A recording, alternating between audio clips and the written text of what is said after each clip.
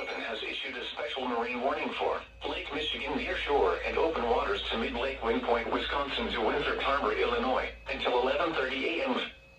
At 10:06 a.m., strong thunderstorms were located along a line extending from 38 nautical miles west of Pleasant Prairie to near McHenry, moving east at 50 knots.